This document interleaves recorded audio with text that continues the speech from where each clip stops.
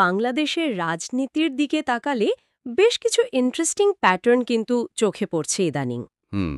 আজকের আলোচনায় আমরা সেরকমই একটা বিষয় নিয়ে একটু ভেতর থেকে দেখব। হুম মানে দুটো পরিচিত রাজনৈতিক দল, জামায়াতে ইসলামী মানে জামায়াত আর বাংলাদেশ জাতীয়তাবাদী দল বা বিএনপি, এদের জনপ্রিয়তার ছবিটা কি আসলেই পাল্টাচ্ছে, বিশেষ করে যদি আমরা ইলেকশনের দিক থেকে ভাবি? হ্যাঁ, এই বিষয়টা নিয়ে কথা বলাটা জরুরি হয়ে পড়েছে মনে হয়, কারণ একটা মানে আপাত বিরোধাভাস তো দেখা যাচ্ছে। ঠিক। একদিকে বিএনপি, যেটা দেশের অন্যতম বড় দল, একসময় ক্ষমতায় ছিল, তাদের জনসমর্থন নিয়ে নানা কথা উঠছে, প্রশ্ন উঠছে। আর অন্যদিকে জামায়াতের প্রভাব বা তাদের গ্রহণযোগ্যতা বাড়ছে, এমন একটা ধারণা কিন্তু তৈরি হচ্ছে বা কেউ কেউ মনে করছেন। হুম এই উল্টো স্রোতটা, এটাই আসলে আলোচনার বিষয়। ঠিক, এই বিপরীতমুখী ধারাটা আসলেই একটু তলিয়ে দেখা দরকার। একদম।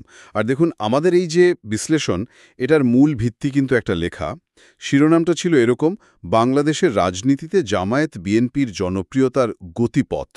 আচ্ছা, তো আমরা ওই লেখাটার তথ্যের ওপর ভর করেই বোঝার চেষ্টা করব জামায়াতের এই যে উত্থানের কথা বলা হচ্ছে বা বিএনপির জনপ্রিয়তায় যে ভাটার টান, এর পেছনে আসলে কি কি কারণ কাজ করছে, কোন ফ্যাক্টরগুলো এই পাল্টানোর পেছনে আছে। অবশ্যই। দেখুন, এই যে রাজনৈতিক জনপ্রিয়তা, এটা তো আর মানে একদিনে কমে বা বাড়ে না। না, তা তো বটেই। এর পেছনে অনেক কিছু থাকে। যেমন ধরুন, লিডারশিপ, দলের অর্গানাইজেশন কেমন, তাদের আইডিওলজি কি, কি কৌশল নিচ্ছে তারা, আর সাধারণ মানুষই বা কী ভাবছে, এই সব কিছু মিলেই কিন্তু ব্যাপারটা ঘটে। আর এই উৎস বা লেখাটা কিন্তু এই পয়েন্টগুলোই সামনে এনেছে। বেশ, তাহলে শুরু করা যাক। আচ্ছা, এই বিশ্লেষণ অনুযায়ী তাহলে প্রথম যে পয়েন্টটা আসছে সেটা হলো নেতৃত্ব, বিশেষ করে বিএনপির ক্ষেত্রে। কি চ্যালেঞ্জের কথা বলা হচ্ছে ওখানে? লেখাটাতে খুব স্পষ্ট করে বিএনপির লিডারশিপ ক্রাইসিসের কথা বলা হয়েছে। দেখুন, দলের চেয়ারপারসন বেগম খালেদা জিয়া, তিনি তো শারীরিক অসুস্থতা আর অন্যান্য অনেক কারণে বেশ কয়েক বছর ধরেই, মানে বলতে গেলে রাজনীতির একেবারে কেন্দ্র থেকে বেশ দূরে, প্রায় নিষ্ক্রিয়ই বলা চলে। হুম। আর অন্যদিকে দলের যিনি এখন ভারপ্রাপ্ত চেয়ারম্যান তারেক রহমান, তিনি তো দেশের বাইরে থাকেন। তো এর ফলে একটা গ্যাপ কিন্তু তৈরি হয়েছে লিডারশিপে, একটা দূরত্বের অনুভূতি। আর এটার প্রভাব কি পড়ছে দলের ওপর, মানে মাঠ পর্যায়ে? মাঠ পর্যায়ে কর্মী সমর্থকরা এর ফলে প্রায় মানে ঠিক দিক নির্দেশনা পায় না, বা পেলেও সেটা কন্টিনিউয়াস না। এটা দলের পুরো কাজই একটা স্থবিরতা এনে দিয়েছে বলে মনে হচ্ছে। এই যে লিডারশিপের দূরত্বের কথা বললেন, এটা কি দলের সাংগঠনিক কাঠামো, মানে অর্গানাইজেশনাল স্ট্রাকচারকেও দুর্বল করছে? কেন্দ্র থেকে তৃণমূল পর্যন্ত এর এফেক্টটা কি? একেবারে সরাসরি লেখাটা তো এটাই বলছে যে এই লিডারশিপ ক্রাইসিসের জন্যই বিএনপির অর্গানাইজেশন বেশ দুর্বল হয়ে পড়েছে। সেন্ট্রাল লিডারশিপের সাথে একদম গ্রাসরুট লেভেলের কানেকশন বা কোঅর্ডিনেশনটা কমে আছে। আচ্ছা। তার উপর অনেক বছর তো তারা ক্ষমতার বাইরে, নিয়মিত কোনো বড় রাজনৈতিক কর্মসূচি বা সাকসেস নেই। ফলে হয়েছে কি, বহু জেলা, উপজেলা, এমনকি ইউনিয়ন লেভেলেও বিএনপির কমিটিগুলো হয় একেবারে ইনঅ্যাক্টিভ, না হয় শুধু নামে টিকে আছে। কর্মীদের মধ্যে একটা হতাশা, নতুন কিছু করার উদ্যোগের অভাব, এগুলো খুব স্পষ্ট। হুম। আর এই বিশ্লেষণে আরেকটা জরুরি পয়েন্ট তুলে ধরা হয়েছে, সেটা হলো বিএনপির ডিসিশন মেকিং প্রসেসটা এখনও কিন্তু অনেকটাই টপ লিডারশিপ, বিশেষ করে একটা নির্দিষ্ট পরিবারের ওপর খুব বেশি ডিপেন্ডেন্ট। তার মানে এই যে পরিবার কেন্দ্রিকতা বা একজনের উপর নির্ভরতা, এটা কি দলের ভেতরেও কোনো সমস্যা তৈরি করছে? কর্মীরা এটা কিভাবে নিচ্ছে? হ্যাঁ, উৎসটা তো সেরকমই ইঙ্গিত দিচ্ছে। এই যে একটা সেন্টারের উপর বেশি নির্ভরতা, এটা কর্মীদের একটা বড় অংশের মধ্যে হয়তো এমন একটা অনুভূতি তৈরি করছে যে তাদের কথার দাম কম, বা তারা শুধু অর্ডার ফলো করার জন্য আছে। ও আচ্ছা। এর ফলে দলের ভেতরে যে একটা হেলদি পলিটিক্যাল কালচার থাকা দরকার, সেটা ঠিক থাকছে না। লোকাল লেভেলে গ্রুপিং, কোন্দল, এগুলো বাড়ছে। আর নতুন লিডারশিপ যে উঠে আসবে, সেই পথটাও তো বন্ধ হয়ে যাচ্ছে, তাই না? হুম। লম্বা সময় ধরে চলতে থাকলে এটা যে কোনো দলের জন্যই কিন্তু মারাত্মক একটা ক্ষতি। মানে অর্গানাইজেশন ভেতর থেকে ক্ষয় হয়ে যায়। এটা তো গেল বিএনপির দিকটা। এর ঠিক উল্টো দিকে যদি দেখি, জামাতের ছবিটা কেমন? তাদের সংগঠন বা কাঠামো নিয়ে এ লেখাটায় কি বলা হয়েছে? এটা কি আসলেই বিএনপির থেকে আলাদা? এই লেখা অনুযায়ী ছবিটা বেশ আলাদা। জামায়াতের অন্যতম প্রধান শক্তি হিসেবেই বলা হচ্ছে তাদের খুবই অর্গানাইজড, মানে সুসংগঠিত, আর স্তরভিত্তিক একটা সাংগঠনিক কাঠামো আছে। স্তরভিত্তিক মানে? মানে একেবারে কেন্দ্র থেকে শুরু করে জেলা, থানা, ওয়ার্ড এমনকি ইউনিট পর্যায় পর্যন্ত তাদের নিয়মিত কাজ চলে। মিটিং হয়, কর্মীদের সাথে যোগাযোগ থাকে, প্রত্যেকটা লেভেলই নির্দিষ্ট দায়িত্ব দেওয়া লোক আছে এবং তারা বেশ ট্রেইনড। এটা অনেকটা একটা সচল মেশিনের মতো কাজ করে। শুধু কি মূল দল, তাদের যে বিভিন্ন শাখা সংগঠন আছে সেগুলোর কি অবস্থা, সেগুলোর কথাও তো শোনা যায়। খুবই অ্যাক্টিভ। এই বিশ্লেষণে কিন্তু বিশেষভাবে বলা হয়েছে তাদের বিভিন্ন অঙ্গ সংগঠনের কথা। যেমন ধরুন, ছাত্রদের মধ্যে ইসলামী ছাত্র শিবির, শ্রমিকদের মধ্যে শ্রমিক কল্যাণ ফেডারেশন বা নারীদের জন্য মহিলা মজলিস। এগুলো যার যা জায়গায় বেশ তৎপর। তারা কি করে মূলত? এই সংগঠনগুলো তো শুধু মেম্বার বানায় বা আইডিয়া প্রচার করে তা না, তারা নানা রকম প্রোগ্রামও করে। আর এই কাজগুলো কিন্তু আসলে মূল দলকেও আরও শক্তিশালী করে তোলে। এই পুরো সেটআপটাই জামায়াতকে একটা স্ট্র্যাটেজিক অ্যাডভান্টেজ দেয়, বিশেষ করে যখন তাদের প্রতিপক্ষ দল অর্গানাইজেশনালি এতটা দুর্বল। আর জামায়াতের লিডারশিপের ধরন বা কেমন? বিএনপি নিয়ে তো পরিবার কেন্দ্রিকতার অভিযোগের কথা বললেন, জামায়াতের নেতৃত্ব নিয়ে কি পর্যবেক্ষণ? এখানেও একটা বেশ বড় পার্থক্য দেখা যাচ্ছে। লেখাটাতে বলা হচ্ছে, জামায়াতের নেতৃত্বে সাধারণত শিক্ষিত এবং বিভিন্ন প্রফেশনের লোকজন বেশি দেখা যায়। যেমন ধরুন টিচার, প্রফেসর, লেখক, ডাক্তার, ইঞ্জিনিয়ার, এই ধরনের পেশার মানুষজন দলের বিভিন্ন গুরুত্বপূর্ণ পদে আছেন। এটার ফলে কি হচ্ছে? এর ফলে সমাজে তাদের একটা ইন্টেলেকচুয়াল বা একটা বুদ্ধিবৃত্তিক ইমেজ তৈরি হয়েছে বলে মনে করা হয়। এটা তাদের কথা বা যুক্তিতে একটা বাড়তি ওজন দেয়, অন্তত এক শ্রেণীর মানুষের কাছে তো বটেই। এটা বিএনপির যে একটা পরিবারতান্ত্রিক বা তুলনামূলকভাবে কম প্রফেশনাল লিডারশিপের ইমেজ, তার থেকে বেশ আলাদা। আচ্ছা, লিডারশিপ আর সংগঠন তো গেল, এবার একটু আদর্শ আর সোশ্যাল অ্যাক্টিভিটির দিকে যদি তাকাই, এখানেই বিষয়টা আমার মনে হয় আরও ইন্টারেস্টিং। জামায়াতের যে জনপ্রিয়তার কথা বলা হচ্ছে, এর পেছনে এই আইডিওলজি বা সামাজিক কাজগুলোর ভূমিকা কতটা? এই লেখাটায় এই বিষয়টাকে বেশ গুরুত্ব দিয়ে দেখা হয়েছে। দেখুন, জামায়াতের রাজনীতির মূল ভিত্তিটাই হল তাদের ইসলামী আদর্শ, ইসলামী মূল্যবোধ আর একটা শরিয়া ভিত্তিক সমাজ বা রাষ্ট্র গড়ার লক্ষ্য। এখন বাংলাদেশের জনসংখ্যার একটা বিরাট অংশ তো ধর্মপ্রাণ মুসলিম। তাদের কাছে এই আদর্শের একটা স্বাভাবিক আবেদন তো আছেই। ঠিক। আর যখন দেশের চালু রাজনীতিতে দুর্নীতি, নীতিহীনতা বা আদর্শ সরে যাওয়ার মতো অভিযোগ ওঠে, তখন জামায়াতের এই যে আপাত স্ট্রং একটা আইডিওলজিক্যাল পজিশন, এটা অনেকের কাছেই একটা অল্টারনেটিভ বা একটা শুদ্ধতার প্রতীক বলে মনে হতে পারে। আর তাদের সামাজিক কাজগুলো, সেটা কি শুধু আদর্শ প্রচারের মধ্যেই থাকে? না না, একেবারেই না। ওই সোর্সটা বলছে, জামায়াত এবং তাদের অঙ্গ সংগঠনগুলো, বিশেষ করে যেমন ছাত্র শিবির, নানা রকম সোশ্যাল ওয়ার্কেও কিন্তু বেশ অ্যাক্টিভলি অংশ নেয়। যেমন কি ধরনের কাজ? যেমন ধরুন, বন্যা বা সাইক্লোন বা অন্য কোনো ডিজাস্টারের সময় রিলিফ দেওয়া, উদ্ধার কাজে নামা, এগুলোতে তাদের কর্মীদের প্রায়ই দেখা যায়।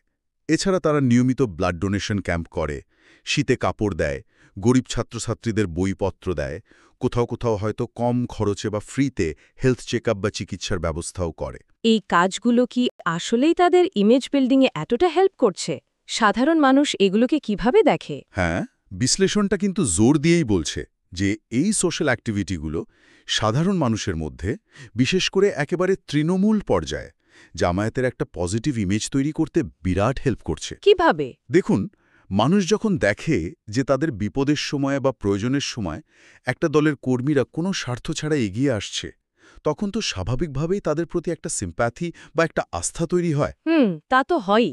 অনেকে হয়তো তাদের মূল রাজনৈতিক আদর্শের সাথে পুরোপুরি একমত নাও হতে পারে, কিন্তু তাদের এই সেবা বা কাজগুলোকে তো তারা অ্যাপ্রিশিয়েট করে। এর ফলে একটা পারসেপশন তৈরি হয় যে জামাত শুধু মুখে বড় বড় কথা বলে না, মানুষের পাশেও দাঁড়ায়। আর সেখান থেকেই ওই ধারণাটা আরও স্ট্রং হয় যে তারা হয়তো করাপশন ফ্রি বা একটা নৈতিক রাজনীতির অপশন হতে পারে। এটা তো বেশ গুরুত্বপূর্ণ একটা পয়েন্ট। যদি আমরা এটাকে একটু বড় করে দেখি, তাহলে মনে হচ্ছে একদিকে তাদের আদর্শের টান, আর অন্যদিকে এই যে চোখে পড়ার মতো সামাজিক কাজ, এই দুটো মিলে জামায়াতের গ্রহণযোগ্যতার একটা বেস তৈরি করছে, তাই তো? এক কথায় বললে হ্যাঁ, লেখাটা অন্তত সেদিকে ইঙ্গিত করছে। এই দুটো জিনিস একটা আরেকটার পরিপূরক হিসেবে কাজ করছে।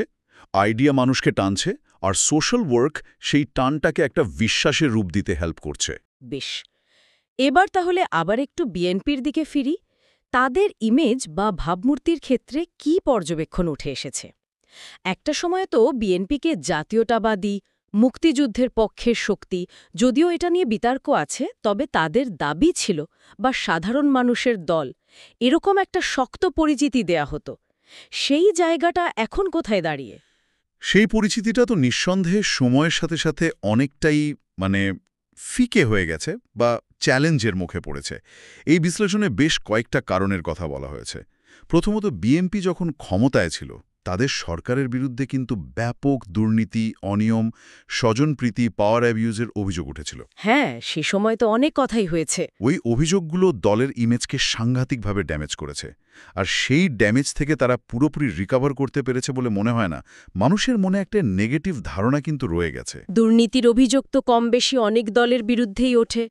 এর বাইরে আর কি কি বিষয়ে তাদের ইমেজ নষ্ট করেছে বলে মনে করা হচ্ছে? আরও কিছু পয়েন্ট আছে।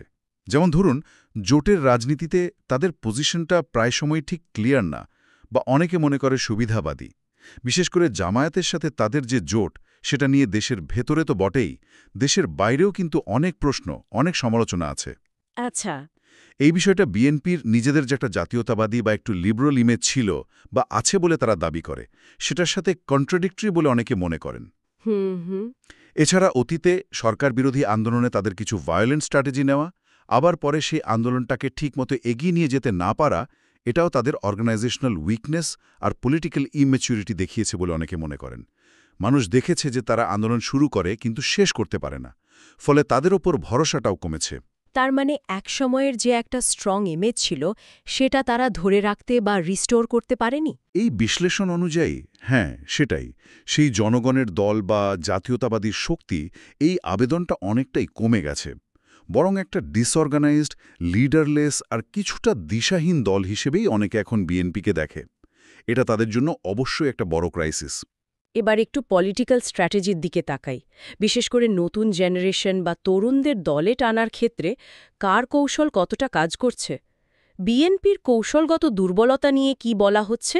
একটু আগেই যে কথাটা আসলো, মানে ওই যে ভায়োলেন্ট পথে যাওয়া, আবার পরে পিছিয়ে আসা, এই স্ট্র্যাটেজিক ভুলগুলো বিএনপিকে পলিটিক্যালি বেশ ভুগিয়েছে। লেখাটা বলছে এর ফলে তারা শুধু মানুষের আস্থাই হারায়নি, নিজেদের কর্মীদেরও কিন্তু হতাশ করেছে। তরুণরা এটা কিভাবে দেখছে? দেখুন, ইয়াং জেনারেশন সাধারণত স্টেবিলিটি চায়, ফিউচার ওরিয়েন্টেড আর পজিটিভ পলিটিক্স দেখতে চায়। বিএনপির রিসেন্ট পলিটিক্সে এই জিনিসগুলোর অভাব আছে বলে মনে করা হচ্ছে। তরুণদের অ্যাট্রাক্ট করার মতো নতুন, ইনোভেটিভ কোনো পলিটিক্যাল প্রোগ্রাম বা মেসেজ দিতে বিএনপি অনেকাংশেই পারেনি। এটা একটা জরুরি প্রশ্ন কিন্তু সামনে আনে। এই সময় তরুণদের ভাষা বা তাদের চাওয়াটা বিএনপি কতটা বুঝতে পারছে বা ধরতে পারছে? এই যে স্ট্র্যাটেজিক গ্যাপ, এটা কি তাদের জনসমর্থন ধরে রাখার পথে একটা বড় বাধা হয়ে দাঁড়াচ্ছে? অবশ্যই। যে কোনো পলিটিক্যাল পার্টির জন্যই তো নেক্সট জেনারেশনের সাপোর্টটা ভাইটাল। তরুণরা যদি মুখ ফিরিয়ে নেয় বা ইনঅ্যাক্টিভ হয়ে যায়, তাহলে তো সেই দলের ফিউচার নিয়ে প্রশ্ন উঠবেই। বিএনপি এই চ্যালেঞ্জের মুখে আছে। তাদের পলিটিক্যাল স্ট্র্যাটেজিকে আপ টু ডেট বা ইউথ ফ্রেন্ডলি করার কোনো কার্যকর চেষ্টা সেভাবে চোখে পড়ছে না, এই বিশ্লেষণে এমনটাই বলা হয়েছে। অন্যদিকে জামায়াতের ক্ষেত্রে, বিশেষ করে তাদের ছাত্র সংগঠন ইসলামী ছাত্র শিবিরের ভূমিকা নিয়ে কি বলা হয়েছে? আমরা আগেই তাদের সাংগঠনিক শক্তির কথা শুনছিলাম। হ্যাঁ, এই বিশ্লেষণে ইসলামী ছাত্র শিবিরকে জামায়াতের শুধু সবচেয়ে অ্যাক্টিভ নয়, বরং সবচেয়ে ইনফ্লুয়েন্সিয়াল একটা অঙ্গ সংগঠন হিসেবে বারবার বলা হয়েছে। ইনফ্লুয়েন্সিয়াল কিভাবে? বলা হচ্ছে দেশের মেইন পাবলিক ও প্রাইভেট ইউনিভার্সিটি এবং কলেজগুলোতে শিবিরের বেশ স্ট্রং অর্গানাইজেশনাল নেটওয়ার্ক আছে। তারা শুধু নতুন সদস্যই বানায় না, রেগুলারলি স্টাডি সার্কেল করে, সেমিনার, ওয়ার্কশপ, আইডিয়া বেসড ডিসকাশনের আয়োজন করে। এর মাধ্যমে তারা তরুণদের মধ্যে একটা ডিসিপ্লিনড, এথিক্যাল এবং আইডিওলজিক্যাল পলিটিক্সের ধারণা দেওয়ার চেষ্টা করে। এই বিষয়টা কি জামায়াতের মূল দলের জনপ্রিয়তায়ও কোনো প্রভাব ফেলছে? ইনডিরেক্টলি হলেও ফেলছে। লেখাটা ইঙ্গিত দিচ্ছে শিবিরের এই অ্যাক্টিভিটিগুলো ইয়ং জেনারেশনের একটা অংশের মধ্যে জামায়াতের প্রতি ইন্টারেস্ট বা অন্তত একটা পজিটিভ ধারণা তৈরি করছে। কেন? কারণ যারা হয়তো মেইনস্ট্রিম ছাত্র রাজনীতির মারামারি, চাঁদাবাজি বা লেজুর বৃত্তিতে বিরক্ত, তাদের কাছে শিবিরের এই আপাত ক্লিন বা আইডিয়ালিস্টিক রূপটা অ্যাট্রাক্টিভ মনে হতে পারে। আচ্ছা। আর এই তরুণরাই কিন্তু পরে জামায়াতের সাপোর্টার বা কর্মী হিসেবে তৈরি হয়। সোজা কথায় শিবিরের মাধ্যমে জামাত ভবিষ্যতের জন্য একটা ক্যাডার বেস বা সাপোর্টার গ্রুপ তৈরি করতে পারছে, যেটা বিএনপির ক্ষেত্রে প্রায় দেখাই যাচ্ছে না। তাহলে পুরো আলোচনাটা যদি একটু গুছিয়ে আনি, এই বিশ্লেষণ থেকে যা আমরা পেলাম, জামাতের জনপ্রিয়তা বা প্রভাব বাড়ার সম্ভাব্য কারণগুলো হলো তাদের একটা পরিষ্কার আদর্শিক জায়গা আছে, খুব শক্তিশালী আর গোছানো একটা সংগঠন আছে যা একেবারে নিচতলা পর্যন্ত ছড়ানো। কন্টিনিউয়াসলি তারা সোশ্যাল ওয়ার্ক করে মানুষের একটা অংশের আস্থা পাচ্ছে। আর শিক্ষিত বা প্রফেশনালদের নেতৃত্বে একটা ইন্টেলেকচুয়াল ইমেজ তৈরি হয়েছে। ঠিক। আর এর উল্টো দিকে বিএনপির জনপ্রিয়তা কমা বা একটা জায়গায় আটকে থাকার পেছনে মূল কারণ হিসাবে বলা হচ্ছে মারাত্মক লিডারশিপ ক্রাইসিস আর অস্থিতিশীলতা, যেমন চেয়ারপারসনের নিষ্ক্রিয়তা, ভারপ্রাপ্ত চেয়ারম্যানের প্রবাসে থাকা, অর্গানাইজেশনাল দুর্বলতা আর গ্রাসরুট লেভেলে ইনঅ্যাক্টিভিটি, পরিবারকেন্দ্রিক রাজনীতির ধারা, পুরনো দুর্নীতির অভিযোগ আর স্বজনপ্রীতির ইমেজ, জোটের রাজনীতিতে ধোঁয়াশা আর পলিটিক্যাল স্ট্র্যাটেজির ফেলিওর, বিশেষ করে ইয়াং জেনারেশনকে কাছে টানতে না পারা। তাহলে বটম লাইনটা কি দাঁড়াচ্ছে? এই লেখা অনুযায়ী সাংগঠনিক শক্তি, আদর্শের আবেদন আর মানুষের সাথে কানেক্টেড থাকা, এই মাপকাঠিগুলোতে জামায়াত এখন বিএনপির চেয়ে কিছুটা হলেও ভালো পজিশনে আছে। একদম তাই। এই বিশ্লেষণ তো সেদিকেই নির্দেশ করছে। এটা শুধু দলের ভেতরের শক্তি বা দুর্বলতার ব্যাপার না, বরং মানুষের যে মাইন্ডসেট পাল্টাচ্ছে, তাদের যে পলিটিক্যাল এক্সপেকটেশন পাল্টাচ্ছে, সেটারও একটা রিফ্লেকশন। মানে একদিকে যেমন অর্গানাইজেশনাল স্ট্রেংথ একটা দলকে যে কোনো সিচুয়েশনে টিকিয়ে রাখতে হেল্প করে, অন্যদিকে সময়ের সাথে সাথে মানুষের বিশ্বাস বা আস্থা অর্জন করা আর সেটা ধরে রাখাও তো জনপ্রিয়তার জন্য মাস্ট। বিএনপি এই পরের জায়গাটাতে বেশ খানিকটা পিছিয়ে পড়েছে বলেই মনে হচ্ছে। আজকের এই পর্যালোচনায় আমরা বাংলাদেশের রাজনীতির দুটো গুরুত্বপূর্ণ দলের উত্থান পতনের কিছু সম্ভাব্য কারণ খতিয়ে দেখলাম, আমাদের হাতে যে লেখাতে ছিল সেটার তথ্যের উপর ভিত্তি করে। আমরা বোঝার চেষ্টা করলাম কিভাবে নেতৃত্ব, সংগঠন, আদর্শ, সামাজিক কর্মকাণ্ড আর রাজনীতিক কৌশল এই দল দুটোর এখনকার অবস্থানকে প্রভাবিত করছে। হ্যাঁ, এই বিশ্লেষণটা বর্তমান সময়ের একটা ছবি আমাদের সামনে তুলে ধরে আর কিছু ট্রেন্ডও দেখায়। তবে রাজনীতি তো খুবই ডাইনামিক, সবসময় বদলায়, ঠিক। তা পাল্টাচ্ছে। তার সাথে তাল মিলিয়ে মানুষের নতুন চাওয়া পাওয়া বা বিশ্বাসকে ধারণ করে নিজেদেরকে প্রাসঙ্গিক করে তোলার ক্ষমতার উপর। ইন্টারেস্টিং প্রশ্ন। লম্বা দৌড়ে কোনটা বেশি ডিসাইসিভ হবে? এটা একটা জরুরি প্রশ্ন কিন্তু, যা এই তথ্যের পর আমাদের আরও ভাবায়। সত্যি ভাবনার বিষয়। ভবিষ্যতের ছবিটা কেমন হবে সেটা তো সময়ই বলবে। আজকের মতো এখানেই শেষ করছি।